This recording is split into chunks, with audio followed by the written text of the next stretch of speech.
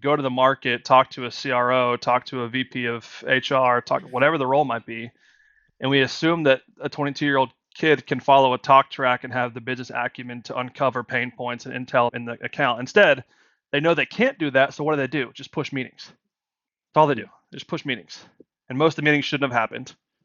The meetings that do happen, you're going to get something from it, but it's not a profitable model because now you're paying for 2 roles that's getting the production of less than what 1 role used to get.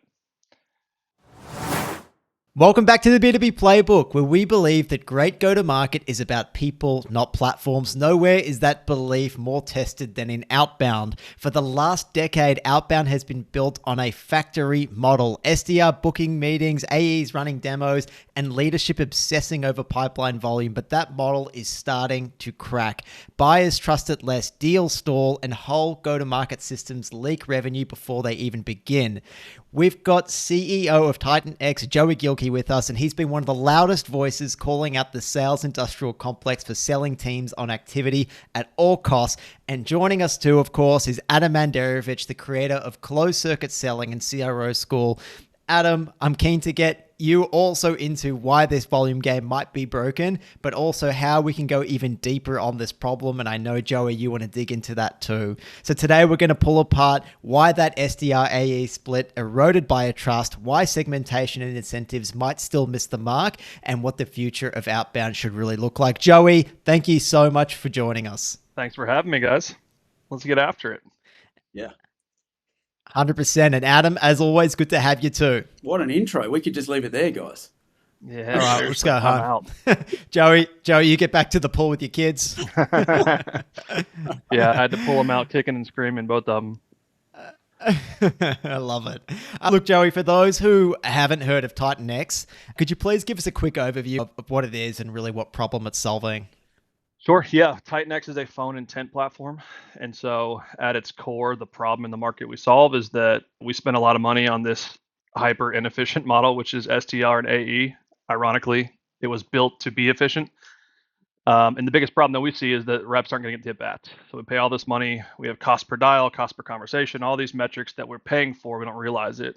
And reps aren't getting at-bats. And so I know over there in the APAC region, Australia, the connect rates are a little better, but here in the States, it's about 2 to 5% on average. And so what we do is we have a fundamental belief that there is a percentage of the market that has the human behavior to pick up the phone. We know how to analyze the data to figure out who those people are. And when we do that, we enable reps to focus their efforts and directionalize their efforts so they can get 25% connect rates in the phone. And that's about it. We don't try to solve every problem. We try to solve one very big one, and then enable the crap out of it around it.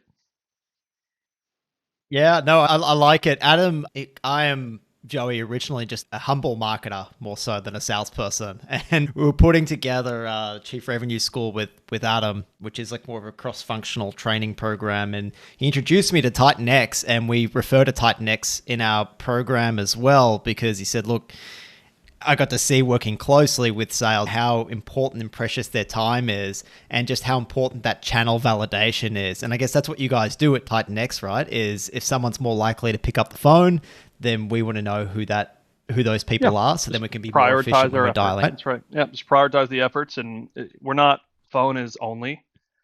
We just think that phone is the most important, because probably we'll get into today. Conversations are the North Star, in my opinion. Let's be honest, revenue is the North Star, but what's the precursor to that is having conversations around the market, understanding where people are at. So we think that we enable that very well. We don't think that we're the only solution for all of go-to-market. We just think we're an important one. And Adam, what about you in your experience on the front line as a salesperson? How does all that sit with you? Yeah, it's vitally important to obviously validate the channel so that those people can be more efficient. As Joey said, that we're probably a little bit luckier in APAC. If you can call with purpose and you get the right person, they'll generally answer the phone. Yeah, the explosion of that being the requirement is probably also pushed from the sales industrial complex, right? Because what's happened is over time, through that flood of the market, through predictable revenue modeling, pushing everyone towards the meeting, go for the kill in the first call, or sell the kitchen sink, as we say over here, that's pushed the market to be less receptive of the people that would have answered the phone previously. So that's then created a market requirement to be able to validate those channels, so those people are not just twiddling their thumbs and waiting for marketing to give them stuff that probably won't go anywhere either. That's a joke. I'm not saying that marketing is useless. That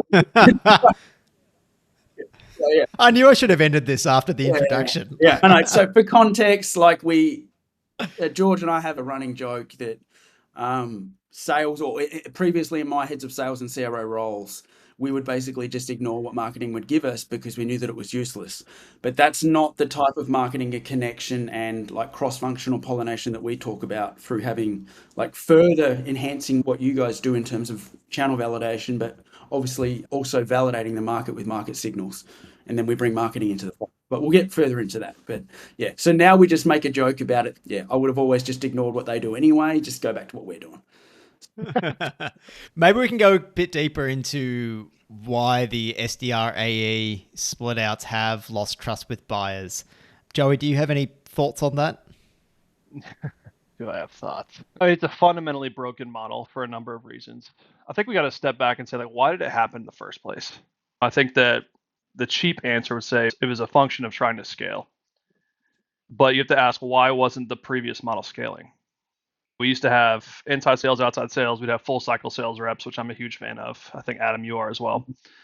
And I think that what happened was as headwinds started to introduce themselves into the market, and I think, bless his heart, Aaron Ross wrote Predictable Revenue coming off of a Salesforce run.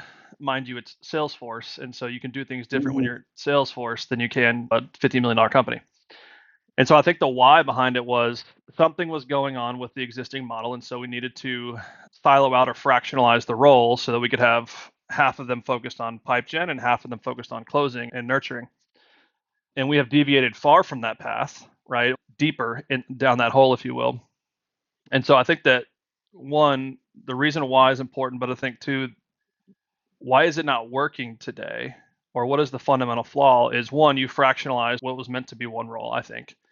And then second, I think that you've also introduced a ton of friction and immaturity in the sales process, right? These are assuming you sell something of value, right? We're throwing a frontlines 22-year-old kid who's not experienced, go to the market, talk to a CRO, talk to a VP of HR, talk whatever the role might be. And we assume that a 22-year-old kid can follow a talk track and have the business acumen to uncover pain points and intel in the account. Instead, they know they can't do that. So what do? Just push meetings. That's all they do. Just push meetings. And most of the meetings shouldn't have happened. The meetings that do happen, you're going to get something from it, but it's not a profitable model because now you're paying for two roles that's getting the production of less than what one role used to get. I don't know if I answered your question. I'm jazzed up to talk about it. You have. And I want to also get into what the downstream, unless you have something to add there, Adam, what the downstream consequences of that have been. Yeah, so just touching on that, so what that actually did was not having those senior people. So across APAC and even like into Europe, what used to happen, Joey, is what you're probably aware, but just for the viewers, the people that were senior to be able to speak peer to those people at that level would come from working in customer success first. So they knew what was inside of the deal. They knew what was inside of the contract. They knew what was going to get approved. They knew what was going to get past legal, finance, what was going to be serviceable for the communication plan. So they knew every working of the deal. Then they had a chance to be promoted into business development, to be on the front line, to start working that stuff and earn the big money. It was a privilege. It wasn't an entry point. Yeah, man. So what the Aaron Ross model has done is wash out that model, or even people remembering. So people have literally called me crazy and put me in lunatic groups for even just reciting what used to happen, man. Like I'm old, like I'm 43, right? This is like not anything new. We're just reciting of what used to happen and used to be like the baseline, or the bare minimum, if we can go there, right? The repercussions of that is those people, as you said, don't have the skills to be able to hold those conversations with the people in the right rooms. But the other thing of pushing that to meetings, as you said, as the measurement, obviously also changed the tools, which then changed the behaviors and then changed the commercial acumen of those people. And then that just became like the tech SaaS Fugazi just took over all of the markets. Like you can look at, there was a post by Winter yesterday and someone called out the fact that you mean B2B SaaS, not B2B in general, because B2B in general actually knows what we're talking about.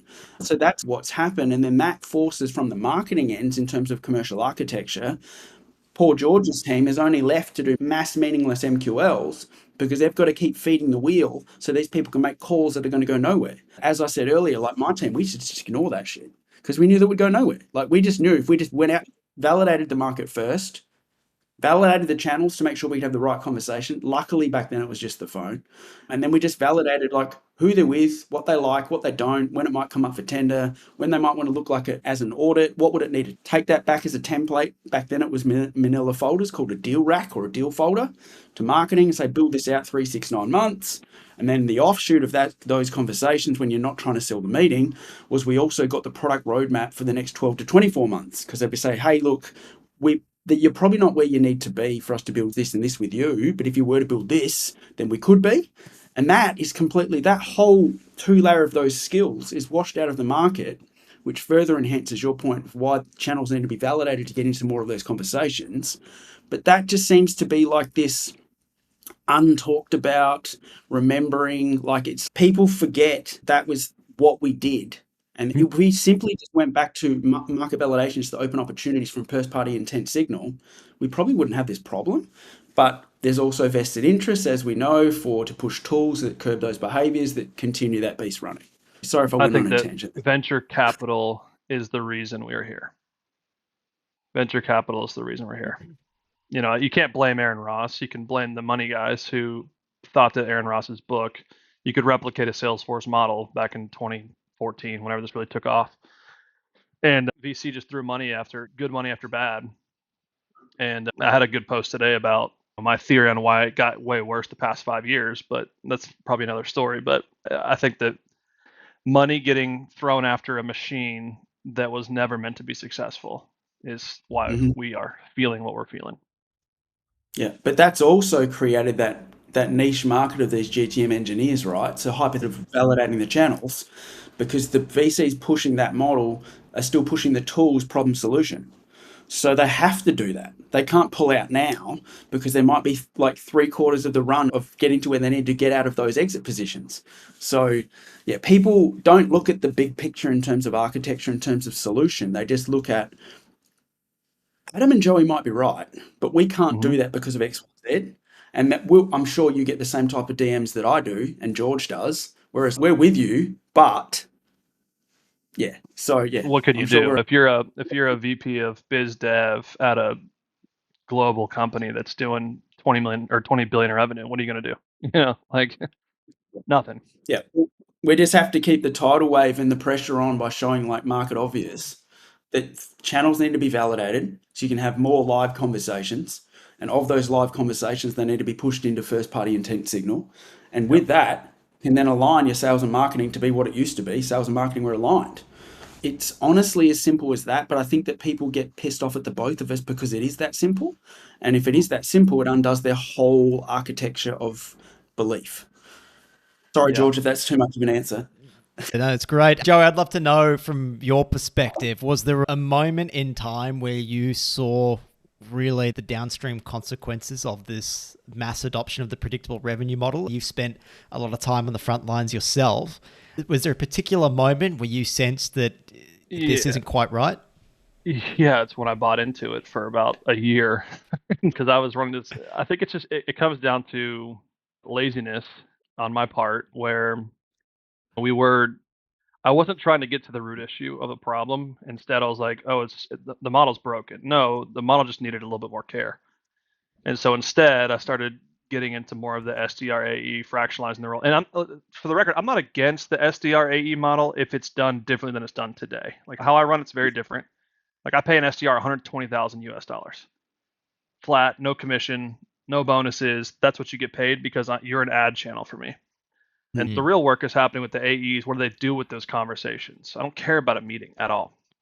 And so for me, I ran into that model for about a year, and I started getting enough data back where I was like, this is hyper inefficient, yet it was promised to me that this would be a more efficient model.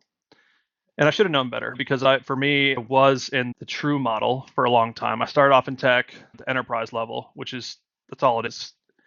Nothing's happening today, more than likely. 3% of the market's buying. We all know that whole stat. And so I knew that I was building a pipe for this year, later this year, next year, and so on. Then I left the tech world and went into a really obscure world of commercial insurance and risk management.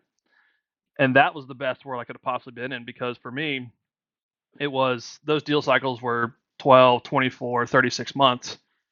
And I had to play the what's happening in the market, where are people at in the buyer cycle? Are they even aware of this problem? If it's not now, it's when. If it's not interested, it's why. If they're open to it, what would make them more open to it? And so I knew better, and then I went and built my first company, where I actually ended up selling it. And part of it was because I was frustrated that I made this mistake.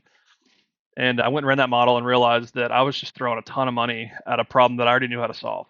And I thought that bringing in 23-year-old cheap, at the time, €55 or $55,000 SDRs would solve the problem. And it just exacerbated the problem. We blew through our TAM. We had no future pipeline. It was always, what's the pipe for this quarter that we can close? Because we were going after the 3%. And I lost my way for a season, but never looked back. Do you think, sorry, George, do you think, Joey, just extending on what you said with that finding, because I found exactly the same thing. If the market, so more of the market saying that we're wrong, actually had the experience in the seat, would they not have also uncovered that we're, because do you think the loudest voices that have the biggest LinkedIn followings are ones that maybe came from sales ops or rev ops that don't actually know from the doing? Because what you've said is, a lot of folks, yes, there's a lot of LinkedIn gurus out there that have never done a damn thing, at least not in this world. But I think it's also, I'm empathetic to the VPs of the world, the CROs of the world, because they're inundated, right? It's VC money that's funding the marketing for tools that tell them that it's not a model problem, it's an efficiency problem, or it's, you just need this thing and it'll finally unlock the thing that you've been struggling with.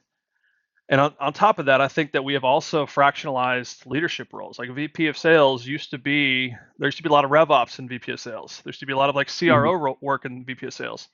But now it's like CRO is handling the P&L, and the VP of sales is handling like some leadership and just taking the mandate from the top. And now rev ops is its own role, like hardcore own department. And so you've taken a lot of intel and data that a VP of sales would be hands-on with, that they could make better decisions with. And now they're like, I just have this really small niche role that I have to do, and I'm being inundated with all this tech and all these things. And you've got, we joke that RevOps is the sales prevention department. And so they listen to RevOps and they love an idea, but then it's, how do we operationalize this with our GTME, our go-to-market engineer? I don't know. I have a lot of problems with what's happening right now. And again, my theory of the last 5 years is that there's a lot of people in those roles that one, were never in seat, or they weren't in seat long enough. And then they finally got into seat, and whoever was there before them had this experience where that whole role was fractionalized out, and their responsibilities are far more narrow than they should be. Yeah. But yeah, I think you hit the nail on the head when you went and did in another industry or another vertical. And the first finding you had was that the deal cycles needed to be validated in terms of party intent signal.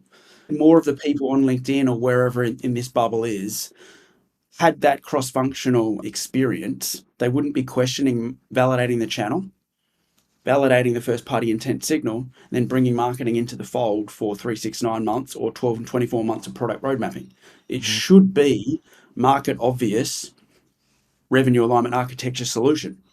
Yep. But I think the pushback that you and I get for having these discussions, whether you want to call that cataloging the market, completions, conversations, etc., is they haven't actually done the work, and they haven't done it outside of the vertical niche, so they don't have that cross-pollination of experience to say, hang on, when you buy something, do you find out who they were with and what they liked about it before? Is it easier then to sell back to them? So if you're mowing a lawn, Joey, like you probably have greenskeepers. Who did you use last time? What did you like about it?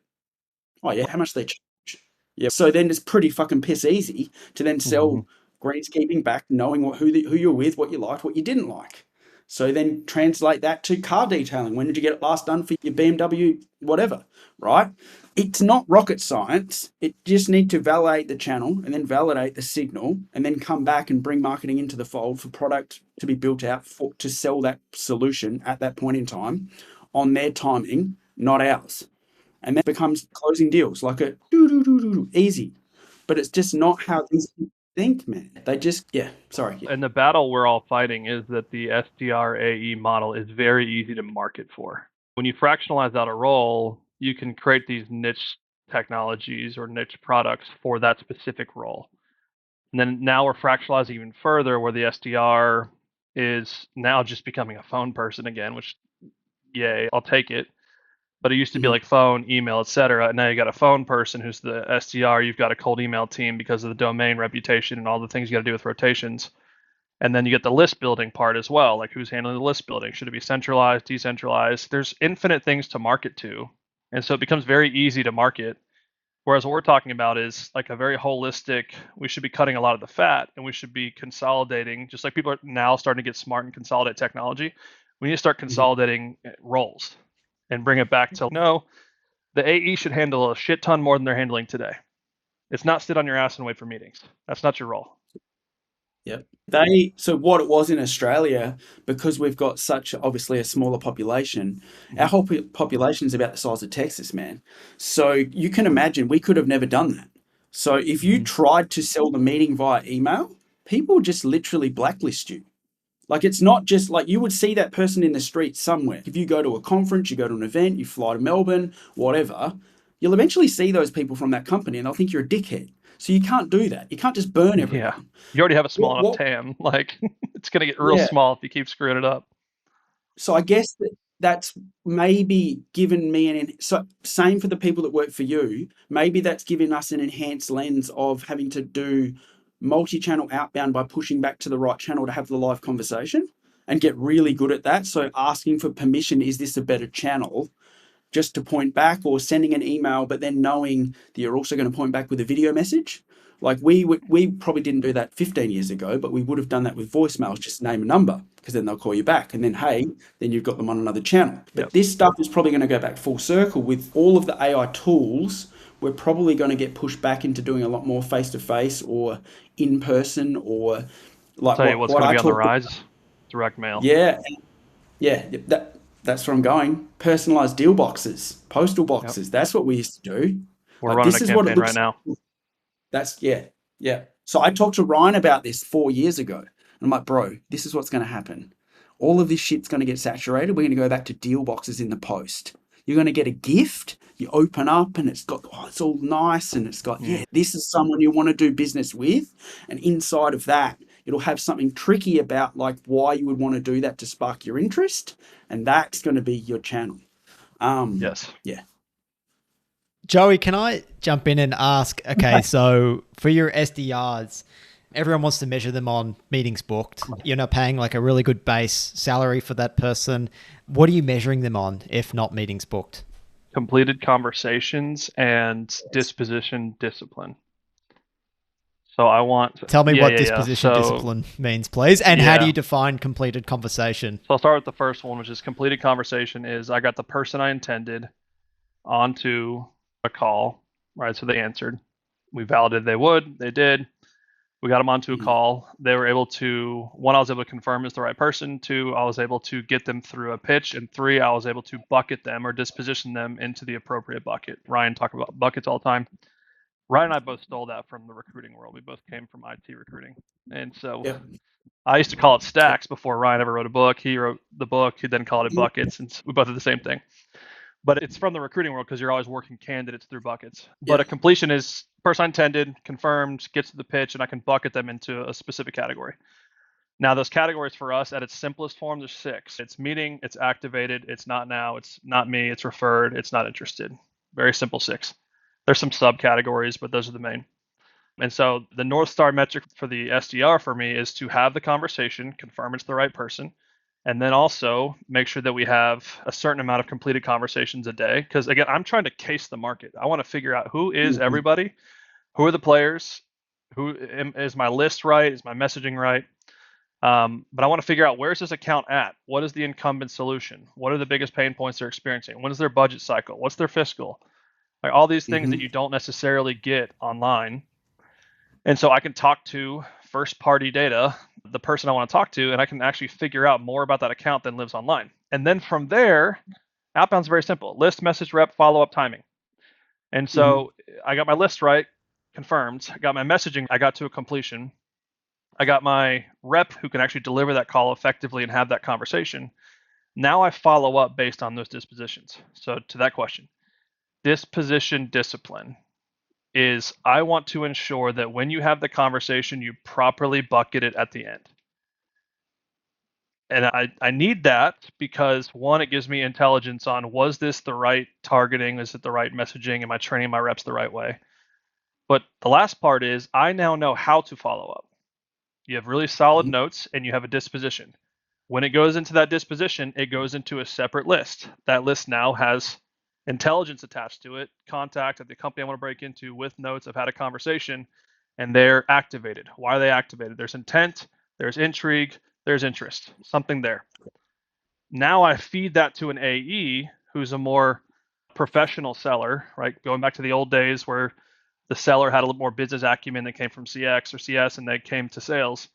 The AE has the business acumen to carry on a much more in-depth conversation, even do a demo on the spot. But now they don't just call cold, they're calling to someone who we've already had a conversation with, gathered intel on, bucketed them appropriately, and the AE can go talk to them. And the funny thing is, when you don't focus on meetings and you focus on that, you get a lot more meetings. It just happens naturally. So, longer answer you probably asked for. So, Joey, no, that's perfect. I guess my question is, why split those roles in the first place, and why not just have a full cycle BDM handle the whole thing? So we started off Titanx with full cycle AEs. The challenge is we have so much demand that I don't have time for AEs to do PG for 3 or 4 hours a day. I just don't. I wish I could create it. I don't. And I still make them do pipe gen, but they are doing more or less follow up on the casing of the market. So think about it. If I have a whole list of 1,000 people and I found the 220 that I know I can get on the phone, I'm not leaving the other 780 out, but at first the 220 I can get on the phone. Then from there, if there's 3% buying, 7% open to it, the whole Chet Holmes thing, if that's true, we start figuring out where everybody else is at. I then feed all that intelligence to the AE to now go self-source off a much more curated list. And they go find their next best conversation, and they're going to have way higher conversions, way more talk time, way more intel they can gather for future conversations. And so the only reason I went there was because I did not care to continue to scale a full cycle AE. I'd rather keep the AEs more controlled. They're a lot more, I pay them a lot too. And so we ended up going to the SDR route. There's also something else, the new strategy that I'm running that's really interesting, and Adam would probably love it, that I really need an SDR for. And we can get into it if you'd like to. But well, are you gonna share what that really interesting thing is? You can't tell us. No one's doing this, so I am hesitant, but I'll do it anyways and trust that most people are not executioners. So we are combining your world, George, with our world, which as it always should. And we're running audience activation instead of just casing the market and figuring out where people are at. Is one thing that I've found is that if I go, so typical benchmark metrics, if I have 100 connects, right? So we have an average 25% connector, 400 dials, I get 100 connects. 60 to 70% of those will end up in a completed completion on like an average campaign. From there, about 20 to 28, we're sitting at like 36 right now, but 20 to 28 is your activation rate. And about 8 to 10% ends up being meetings. I don't care about the meetings, but they're there. They happen. Yeah. And so that's a typical like funnel. Now, what we're doing with audience activation is we're taking more of a VSL type of approach, where it's a video sales letter that's highly curated. It's very specific to the persona we're going after. And I'm having my SDRs go to the market simply to get the opt-in to the VSL. And so they're calling and they're talking to our personas on a very curated list. So I'm just going after CROs at this size company, at this industry, and so on. They're at this stage, they have these signals about the account. What I have found is that if you do that approach, I will get 2 to 2.25x the amount of activations off of that, which creates a much more curated list for my AEs to then follow up with. But also, when you have the conversation, the SDR has the conversation with the prospect, instead of pushing a meeting or trying to get too in the weeds on intel, we say, hey, we tend to talk to CROs at logistics companies that are roughly in that 50 to 150 million range like you guys. My CEO actually put together a 15-minute video on what's the state of CROs in logistics today. Would you mind if I shot you a text with that link? That's it. That's your ask. And then what do I do? Then I feed that data to the AE. The AE sends the text. We have a system for that. AE sends a text with the link. We have tracking. Did they click the link? If they click the link, did they opt in? Did they click the link, opt in, did they watch the video? And there's now new buckets off of that. And on top of that, we pixeled them, so now we're running ads against them there as well. And so we're just creating a larger activation pool. Yeah. Do you know what's real awesome about that? When I first used to be really coy about not explaining pillar 1 of closed circuit selling, I only started from pillar 2, which I used to explain around the other way, because even working like back in the day when I used to talk to Justin and Scott Martinez, and I did a little bit of work with Scott, I used to talk about pillar 2 being permission-based creative. And how I found out was when I was at Lease Plan, I kept noticing, right? So when we would go to do bids for like RFPs, and they'd always get rejected, even if we had the best price, the lowest margin, and the best product. So I was like, are these fucking dickheads in marketing? Don't know what they're doing or what? So I was like, I went and read them. And then I realized it was like 27 pages about us, not what it got the customer. So I was like, this is bullshit. I'm just going to take this home and rewrite them myself. And I ended up making that into a sales copy letter.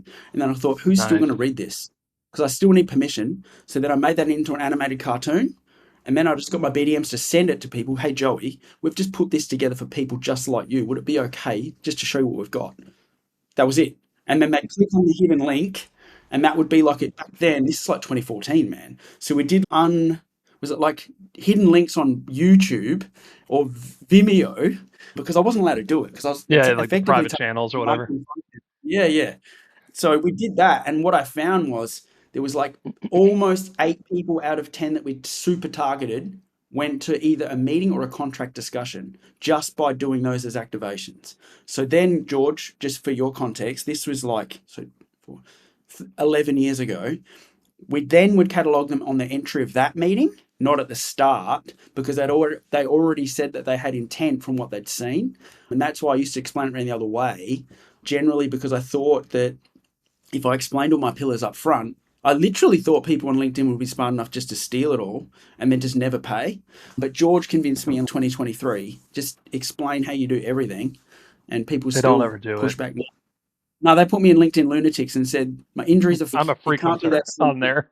Oh yeah, I just thought that was super interesting. Twice a quarter, I'm in LinkedIn lunatics. So yeah, I can 100% validate that approach will work, and I can 100% validate that teams are still not doing it now, even if it's market obvious. And then, George, what we would do is we would alternate between going for the catalog to build rapport and front-end relationships up front, or just going for the kill in a way by asking, is it okay to show them? And then I learned maybe 9 years later, I talked to Ryan. I saw a couple of things that he was doing on those Sandler calls when they were doing. So you're asking exactly what we would ask. By is it okay if we show you? Does it make sense to continue? But I didn't know any of that yet because I was just some dude from Australia at that point living in the South Island of New Zealand. And I literally just started talking about it on LinkedIn and found all people like that were doing similar things, but not an end-to-end process. Yeah. Yeah. The cool thing too is part of like channel validation is I've seen that conversions just skyrocket when you can get them into a messaging channel. And you can't just text prospects cold. And so if I get the opt into the text, I've now got permission. And we use a tool that allows you to send iMessage at scale. And so I can actually have the blue bubble. And so it enables you to have these conversations on another channel. So you've got their cell. We know they answer. They have also opted into SMS. I can hit them on both channels. I can watch what's happening in the back end. Are they converting or not? Opting in or converting after they watch the demo / the VSL.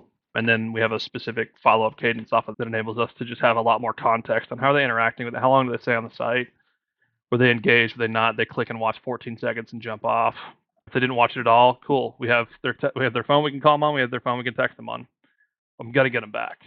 And so I think that we haven't flushed it fully out to where I have enough data back to say, but I have run like opt-ins to webinars before. And the activation rate's like 55, 60%. At least. Yeah. So we need to shift the mentality then for marketers as well to go from stop just capturing contact details that you can get from a database anyway and shift towards capturing actionable commercial information. And we had a webinar expert called Justin Zimmerman come on the podcast probably 18 months ago. And he had a fascinating approach where he was effectively in his like webinar registration forms, instead of just collecting name, email, company position, all that kind of stuff, basically put all the questions that Adam would ask when cataloging the market, like current vendor, what do you like, what don't you like?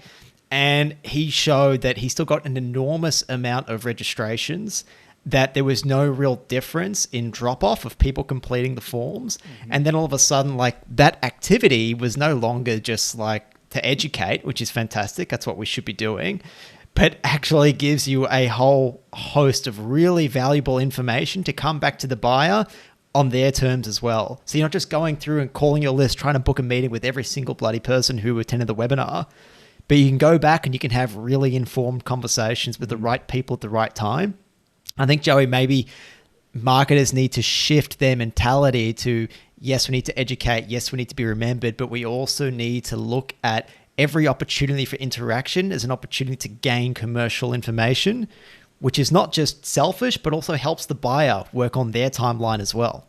That's right. Yeah, and I think even to take that a step further, the webinar is now with these progressive forms, like a type form or something like that, they capture partial answers. And so you can ask these, even if you're going to have fall off, if they only answer 6 of the 10, they fall off. One, I know they're human behavior. They're impatient. That's fine. I can use that. But 2, I've now collected more intel, even if they didn't get all the way through it. Because if you have a really long form, they may not opt in at as high of a level, but they'll start the form progressively. This question shows up, the next one shows up, the next one shows up. And I'm at a minimum collecting, to your point, commercial insight on this that I can use in future follow-up. Hey, John, I know you probably fell off. I didn't get to the video. I saw you were on the website, but didn't finish the form. There's a lot of questions. I get it. One thing you did say was this. Quick question about that. Follow up. Mm-hmm. Love it. Love it. A great example of sales and marketing working together as one team. But Joey, marketers can't do that until sales start owning pipeline again, because otherwise we just get reduced to a lead gen function. And then that's where all our budget, time, and effort goes. And we don't get to do these other activities. Correct. Adam, are you seeing this too? I don't know how you feel about pipeline coverage. I don't like it.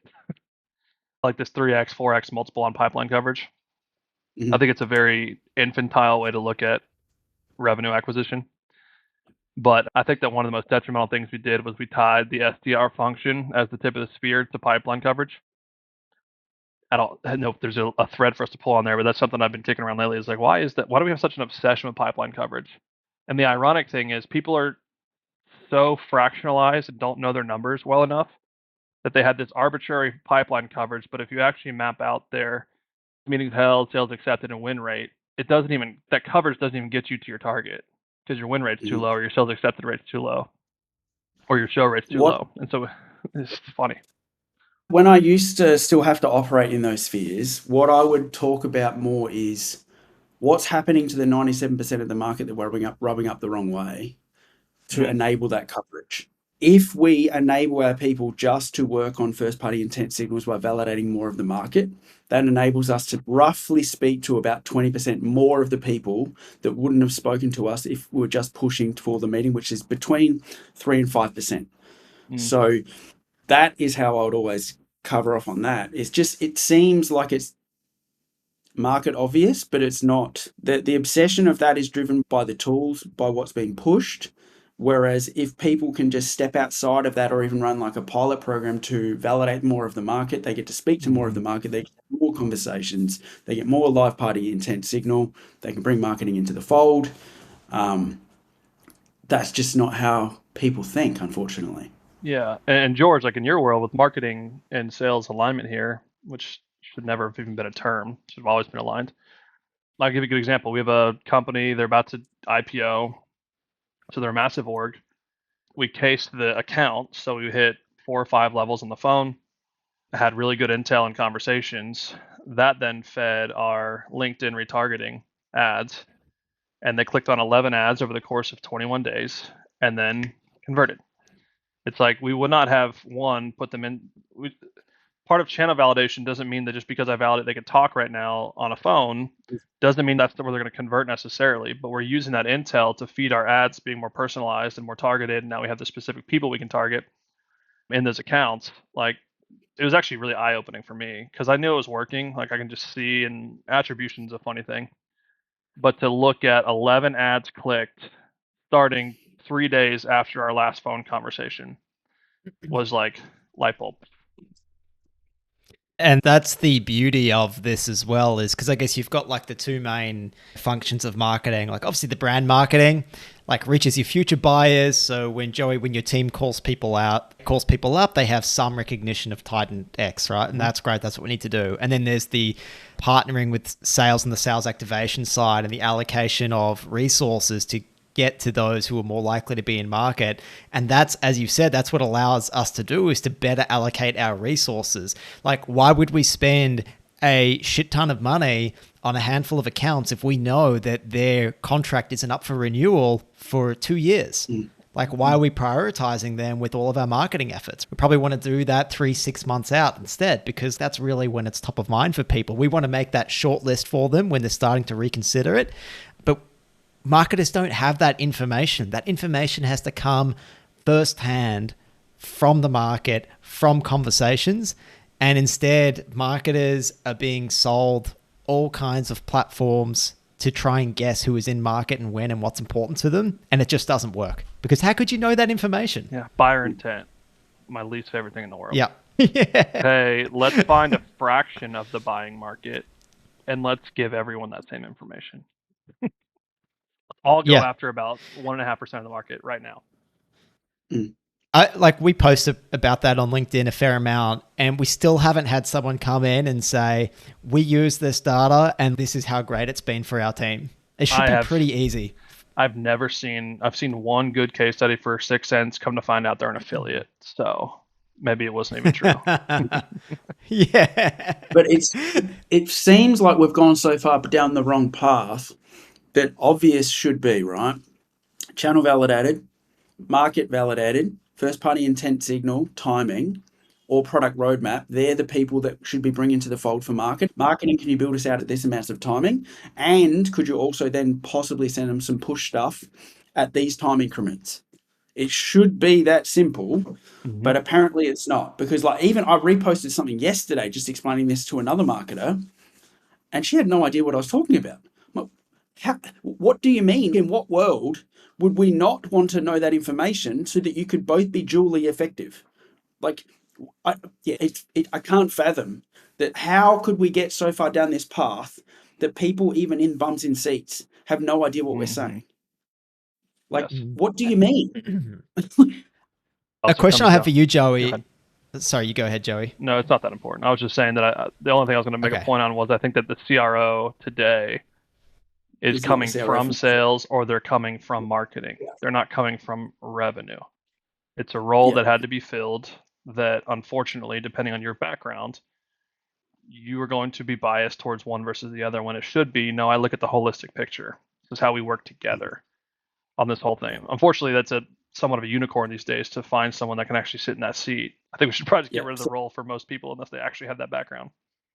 I think what you touched on earlier, and I should have said, when you said people with a large contract or recruitment background, or even a finance background, have this idea of channel validation versus buckets, but also maybe that was also where we got some of this stuff from early, like Bill Pollock, Drake stuff, 1950s, where he would bucket this stuff into market validations, right? That was nothing new. That's how he knew timing to bring marketing into the fold to get those large contract acquisitions for all across Canada and the US. That into Drake International, right? Then that dripped into finance, and then I amalgamated that what I was doing from some high price suiting. I was doing this back in the day, man. Nice. I'd get my store managers for the most expensive suiting company in Australia called Christopher Cronus Designs to call people that had bought previously in those sections and do closed door events. Joey, I saw you bought a 44 large last time, and you like that nice skinny waist, you like the wide lapels. What we're going to do is next time Chris brings some through just like that, we're going to do a closed door event, see you at 6. How does that sound? So they'd do 5 or 6 of those calls a day. We'd sell more that way than we'd do through the store, all of the stores put together, free traffic, right? So then I used that same process at Fitness First when I was head of business development there. I was like, why are we just calling referral sheets from these dudes in London telling us to do this? I was like, bullshit, man. What we're going to do, We're going to find out where all of our best customers come from. Where do they work because they have money? We're going to call those employers and set up a benefits program. That call would look like this. Joey, just wondering, what do you give your valued employees in terms of employee benefits? And then just shut up and listen. You're going to say, I wish we could give them this. Would it be okay if we set up an affiliate program so that we could? They'll be quiet, listen. Okay, would it be okay if we could advertise it? We'll be on set, on staff, or on fucking site on these days. Cool. Now you've just turned that into a referral program into, could I get 30 people in the room at a time? Which department you be sending down? So you just asked HR. Easy. Okay, then I took that to finance. Then I met my mentor and he's like, nah, man, you need to catalog this way.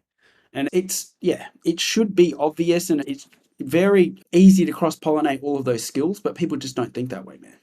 And people that question whether selling into multiples that way is impossible. Anyway, that's another hurdle there. But I just had to come back on the recruitment, bucketing, market validation, first-party intent signal. Probably is some of that credit probably needs to go back to Bill Pollock in the 50s. I think that's where a lot of us got it, that came through those pathways and learnt it. I did the same for a company called Sinclair before I was at Drake, and then I did it at Program, Purcell Kelly, all of these companies coming out of Japan. But it's interesting. I want to ask you, Joey, do you think we're going to hit a tipping point soon where like the fugazi of what's going on right now is going to start to fall over and people are going to wake up? Is that happening anytime soon? It's happening as we speak. Do I think they're going to make the right decisions? No. But do I think that they're going to do away with what's not working? Yes. So do I think they're going to go to a broken model to probably another broken model? Yes, because that's just what happens. People don't sit down long enough and are not patient enough to think. But I'm sitting down right now with, I'll just say, a top 3 private equity firm in the tech space in the US. And they have, I won't give the exact number, but let's just say it's over 1,000 SDRs. And the conversation that's happening at the board level is, I want to go to 0. No more context, just we're going to go to 0. So why? I'm not even disagreeing necessarily yet in the conversation. My whole thing is like, you should go down to like 200, not go to 0. But they believe that they're going to push everything into demand gen, marketing, inbound. Now, what I do like about what they're thinking about is I think that they are going to start forcing, and I'm seeing this behavior starting to happen, forcing account executives to self-source again. That's top of my ROs and VPs right now because they're getting this mandate from the top. You got to think like daddy's daddy, the boss's boss, the venture capital firm or the private equity firm is telling you that I don't believe that much in the SDR model anymore. Your targets are going to continue to go up and to the right, but your budget for headcount is going to go down and to the left or down and to the right. And they're having to start thinking about, I still got to do pipe gen, so how am I going to do that? Get my AEs to get off their ass and stop waiting for meetings and start self-sourcing again. So I think it's headed it's directionally correct in terms of what we're running from. I'm afraid of what we're going to run to because I don't know. I really think that we're going to start running more towards the go-to-market engineer, like this signal-based automated outbound plus inbounds, which is not going to work. It hasn't worked. It won't work. Yeah. I agree. How do we push them back towards what we believe is market obvious, where that needs to come from first party intent signal? And that also brings marketing into the fold, it brings CS into the fold through like a revenue. Everything is pivotal, as we've discussed here, from that market validation, from the channel being validated. So like, how do we just keep driving this force? Like as funny as what some of those altercations were when I challenged every sales methodology last year, but what I was saying was still fundamentally right. I'm just saying that a lot of them are reactive or qualification after the fact. They don't actually solve the problem of architectural alignment, which has always been my thing. Whereas it should be obvious. Okay, if we do this and get this timing for 3, 6, 9 months or 12 to 24 months product road mapping, we make marketing more efficient and unshackle them from lead gen. George is happy. That also then enables us to do old school and go back into a presentation day where AEs can actually walk through with the buying committee and the end users and the key account management team within the room. And you walk around, you get everyone within the room and you've got their focus. This is what it looks like to work with us, Joey. Is it going to be commercially viable? Will this pass credit? Will this pass legal? All of this stuff, right? That goes into a communication plan handover. Then we see if that's actually what it's good for us to work together and what it will look like. All of this obvious stuff sits nowhere. We speak to people that have never even seen a communication plan handover. Like we've spoken to heads of business development that have never seen a plan from an AE to CS of what the plan needs to look like. So how do they know if the plan's serviceable? This is why the market goes back to CS requirements like reactivations. But like, how can we continue to push against my question? The fugazi of these GTM engineers, we're just spruiting what should be obvious in terms of it's just an architecture. Follow these structures, your team will win, and you'll be more commercially viable. Don't do it paying these people thousands of bucks to do nothing. Yeah, I think that the unfortunate answer is I don't think you get them there overnight. Certainly not. If you guys familiar with judo, like the martial art, it's always about using someone else's force or their energy or their push, and you pull. And so I think that we have to realize that we are at a pivotal moment in time where PEs and VCs are starting to realize that this model is broken. And I think that instead of letting them just shut it down and allocate it to something else that'll probably also shut down. You got to remember, 6 Sense and Demand Base had their day in the sun. It was Fugazi, but they had their day in the sun, then it got shut down. The same thing's gonna happen with GTME, right? Like Clay is cool to play with. It's not functionally all that great. It's functionally great for 3 things, but the other 9,000 things you could do in there are not that cool, or they're cool, they're just not that helpful. But I think that like to start moving the conversation towards, again, judo, use their force against them, is affirming them. Like, I think you're thinking directionally correct. I think that you want to go from X thousand SDRs to 0. It's directionally correct. You should actually, you're far too bloated. You have far too many sales reps. I can go into any sales org and probably fire 70 to 80% of them and get you producing more than you are today. But I don't think you should shut it down. And here's how I think you should start looking at it. And that's why we started talking a lot more about like conversational advertising. That's all the phone is. It is an advertising channel that I happen to get the exact person that I want to target that ad with at the exact account I want to sell into, and I get bi-directional feedback from the ad that I just delivered with my voice. And that can then feed my future ads, whether it be on the phone again, or it be SMS, or it be ads, etc. I think you have to start helping them think that like you have no problem dumping money into Google ads or other PPC channels like Facebook and LinkedIn and YouTube and things of this nature. We need to start looking at like the cost per unit, whether it's cost per impression, cost per conversation, etc.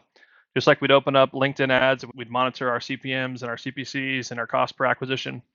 We need to start doing that for the SDR and realizing that their job is not to be the tip of the spear for meetings. Their job is to be the tip of the spear for casing the market to help inform everything else behind it. And that's all they're for, literally, all they're for. And I think you can start envisioning them for that. But then you have to do the next step, which is now you've got to get your AEs doing something with that information. Now you've got to get your marketers doing something with that information.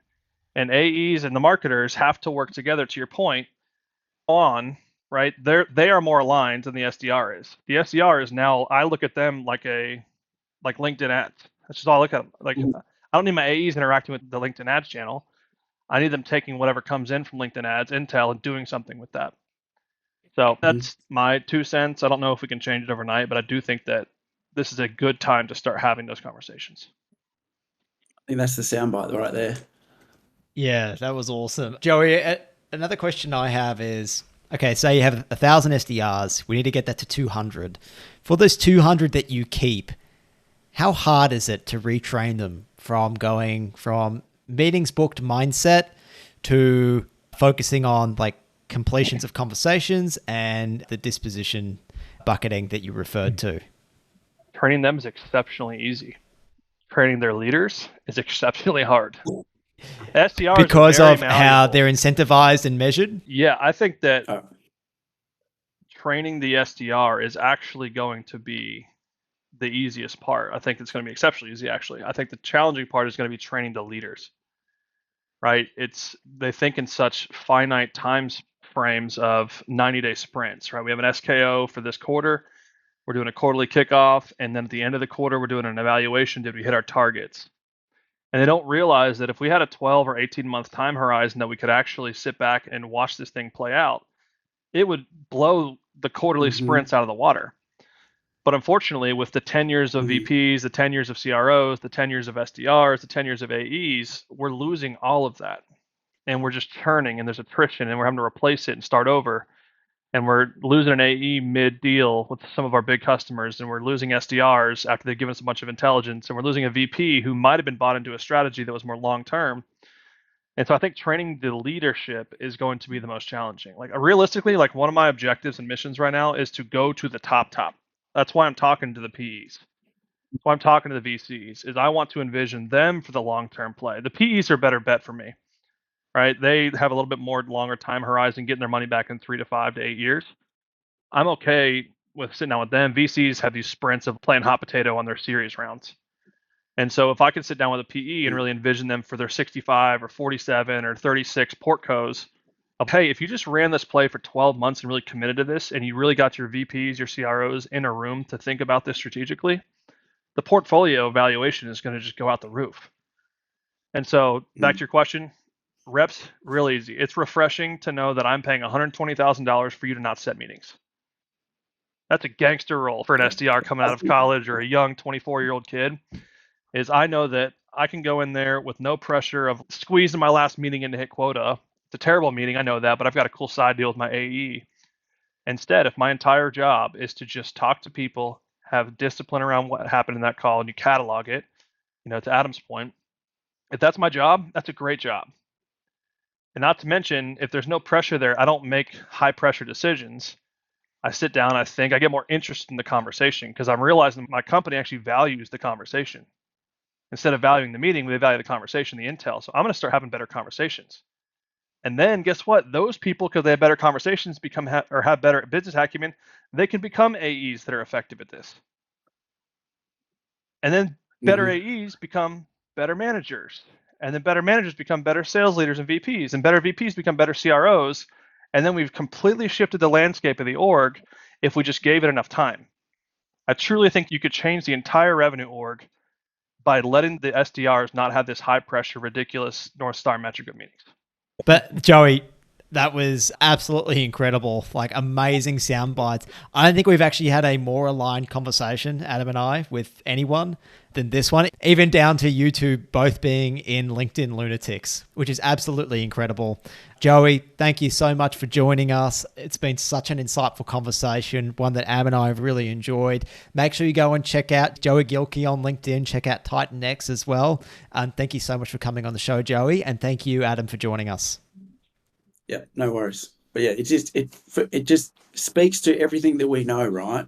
Everything changed after the measurements changed, and that changed everything in terms of the acumen that's out there right now. That's the layer that we need to change. The rest of it should be actually easy. Perfect. Thank you, Joey. Thank you, Adem.